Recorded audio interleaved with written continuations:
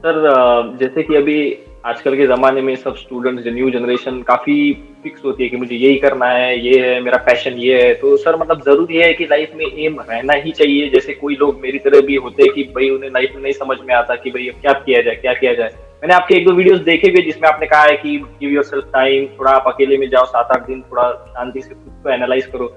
लेकिन सर फिर भी वो इतना इजीली निकल नहीं आ रहा कि क्या करे, काफी फ्लक्चुएशंस होते हैं माइंड में, थॉट्स आ रहे हैं। तो क्या जरूरी है कि लाइफ में एम होना ही चाहिए? क्योंकि आजकल ये बहुत क्वेश्चन पूछते हैं लोग, एम क्या है तुम्हारा, एम क्या है तुम्हारा, एम क्या है, तुम क्या करना चाहते हो? How old are you? 23 sir. 23। तो 23 की एज में एटलीस्ट हमको इतना तो पता होना चाहिए कि मेरा किस काम में इंटरेस्ट है। और अगर मैं जी आपसे जी। पूछता हूँ आपका किस चीज में इंटरेस्ट है, तो क्या जवाब आएगा? स्पोर्ट्स। स्पोर्ट्स में है। सर लेकिन ये बहुत बाद में ध्यान में आया सर, मतलब इंजीनियरिंग में आ गया मैं, उसके 3 साल बाद मेरा दिमाग चलने लगा आपके वीडियोस देख के, फिर मेरा दिमाग उतना विकसित होने लगा, फिर समझ में आ गया ओके इस तरीके से होता है। अच्छा, तब तक बस इंजीनियरिंग 12th हो गई, चलो इंजीनियरिंग कर लो, तो इस तरीके से वो फ्लो में हो गया सर। इसको ध्यान से समझते हैं कि एम हम कहते किसे हैं और एम क्या होता है।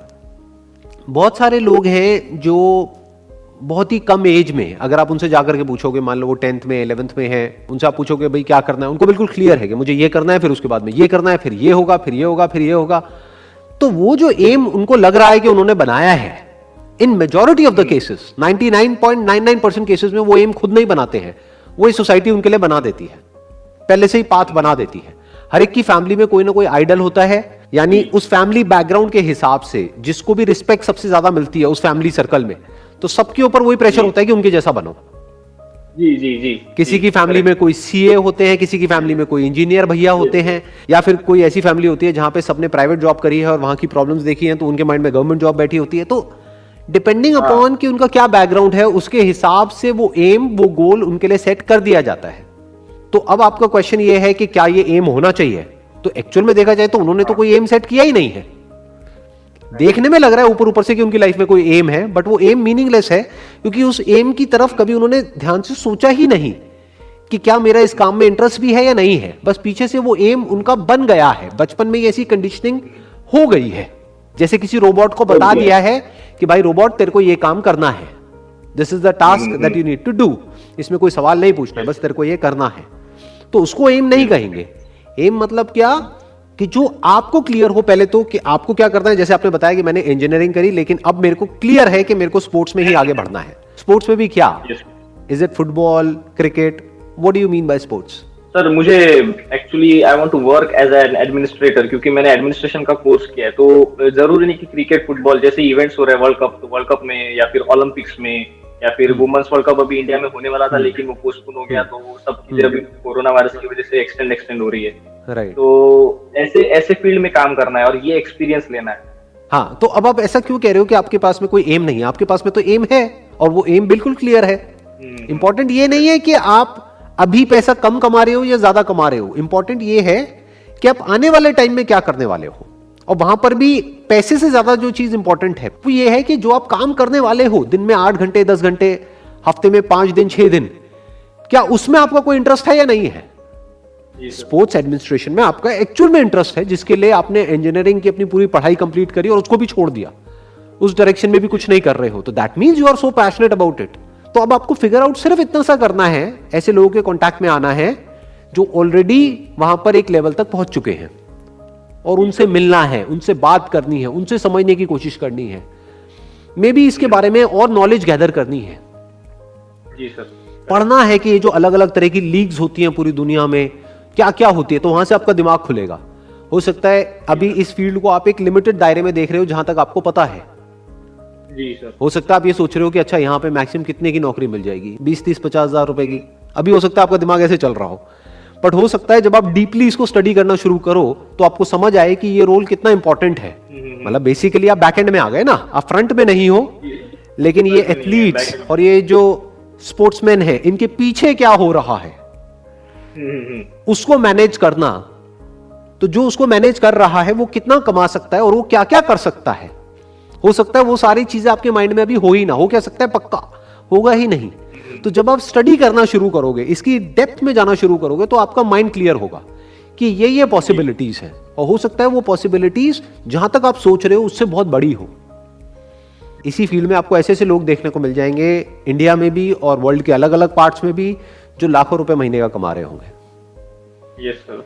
और एक बार को मैं कहता हूं in the worst case scenario नहीं भी कमा रहे, अरे यार आप 50,000 रुपए महीने का भी कमा रहे हो, but at least you are doing what you really want to do. इससे बड़ी चीज क्या होगी? सही है सर। जो आपकी बाकी की लाइफ है, अभी तो 23 साल के ही हो, 2 साल आपको लग जाते हैं प्रॉपर तरीके से कहीं सही जगह तक पहुंचने में, तो 25 साल के बाद मान लो 65 की एज में आप रिटायर होते हो, तो 40 साल तक आप एक काम करने वाले हो सुबह से लेकर के रात तक। तो ये 40 साल आपके कैसे होंगे? मान लो लाखों रुपए आपने नहीं भी कमाया, 50,000 रुपए ही कमाया, बट वहां पे जाने में आपको मजा आता है, वो करने में अच्छा लगता है, वो देखने में अच्छा लगता है, वो एनवायरमेंट में आप होना चाहते हो। आप ये कह सकते हो आप अपने लिए एक अलग दुनिया को चुन रहे हो, एक अलग यूनिवर्स को चुन रहे हो, जो यूनिवर्स दूसरे जो यूनिवर्स है उससे बिल्कुल अलग है। तो अगर उसमें 1-2 साल फालतू भी लग गए तो क्या फर्क पड़ता है? जल्दी क्या है? नहीं जल्दी। आप समझ रहे हो मैं किस तरीके से देख रहा हूं और आप किस तरह से देख रहे हो? हम नॉर्मली कैसे सोचते हैं एक जॉब ही तो है, जॉब मिल जाए फटाफट से और इतना पैसा मेरे को मिल जाएगा, मेरी लाइफ सेट हो जाएगी। अरे भाई लाइफ का मतलब क्या सिर्फ जॉब, वहां से पैसा, खाना पीना निकालना, यही है लाइफ, और कुछ है ही नहीं। या फिर लाइफ एक ऐसी पॉसिबिलिटी है जिसको आप जैसे चाहो वैसे डिजाइन कर सकते हो। आप इसको इस तरीके से देखो कि मैं अपने लिए एक यूनिवर्स को चुन रहा हूं। ये जो देखने में लगता है ना एक प्लैनेट, अरे भाई ये एक प्लैनेट तो है जिसको अर्थ बोलते हैं, लेकिन इसी प्लैनेट पे अलग अलग तरह के यूनिवर्सेस एग्जिस्ट कर रहे हैं। ये जो मल्टीवर्स का कॉन्सेप्ट है ना, जो मूवीज में हम देखते हैं, वो तो फिक्शन है, बट रियलिटी क्या है कि एक स्पोर्ट्स की दुनिया है, एक मान लो आईटी की दुनिया है, ये 2 अलग अलग दुनिया है। वहां के डायनामिक्स अलग है, यहां के अलग है, वहां की एनर्जी अलग है, यहां की एनर्जी बिल्कुल अलग है। तो आपको पहले चुनना है कि मुझे किस यूनिवर्स में घुसना है। अभी आपने कोई सर्टिफिकेट कोर्स किया है इसमें, या क्या डिप्लोमा लिया है, डिग्री लिया है, क्या लिया है स्पोर्ट्स? सर ये डिग्री है, मास्टर्स डिग्री है सर, ये स्पोर्ट्स की। अच्छा, पूरा मास्टर्स की डिग्री है, राइट? पूरा 2 साल की? नहीं सर, ये एक साल का, ये मास्टर्स स्पोर्ट्स में जो एडमिनिस्ट्रेशन के कोर्सेज है ये मोस्टली 1 साल के रहते हैं। कहां से किया आपने? सर रशिया, सोची। अच्छा, रशिया से किया है आपने? एक ही वर्ल्ड में से देखिए ओलंपिक यूनिवर्सिटी है सोची में, वो ओलंपिक यूनिवर्सिटी है जो वर्ल्ड की वन ऑफ द बेस्ट जो यूनिवर्सिटी है, वहां से आपने मास्टर्स किया है स्पोर्ट्स एडमिनिस्ट्रेशन में। Correct me if I am wrong, मैं ठीक कह रहा हूं? Yes sir, correct. तो आप अपने आप को अंडर एस्टिमेट क्यों कर रहे हो भाई? आपके जैसे लोगों की तो जरूरत है दुनिया को, जरूरत नहीं है क्या? ऐसे हो जाएंगे ओलंपिक्स, उसमें लोग चाहिए ना जो क्वालिफाइड हो उसमें। ऐसी तो नहीं ना किसी को भी पकड़ के ले आएंगे कि भैया आप आओ इसको मैनेज करो।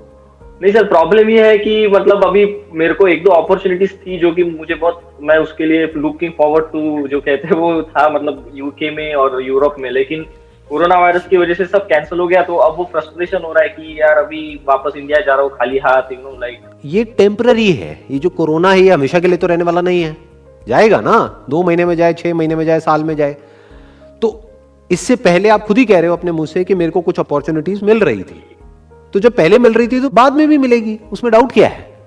मतलब अपॉर्चुनिटीज तो है ही ना, थोड़ा पेशेंस ही तो चाहिए। You are getting where I am coming from. कई बार लाइफ में ये डिसीजन लेना होता है कि भाई मैं थोड़ा पेशेंस रख करके वो करूं जो मैं करना चाहता हूं, या मैं अपने पेशेंस को लूज करके वो कर दूं जो दुनिया मुझसे करवाना चाहती है।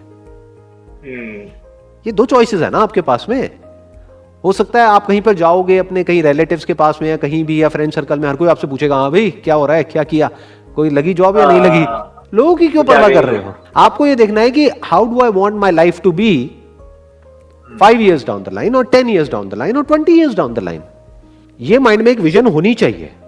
यानी कि जो आपने किया, जो क्वालिफिकेशन आपने ली, जो मास्टर्स आपने किया, उसी तरह का मास्टर्स जिन भी लोगों ने किया, उसके बाद वो लोग आज किस किस लेवल पे वर्ल्ड में कहां पर हैं, वो क्या क्या कर रहे हैं।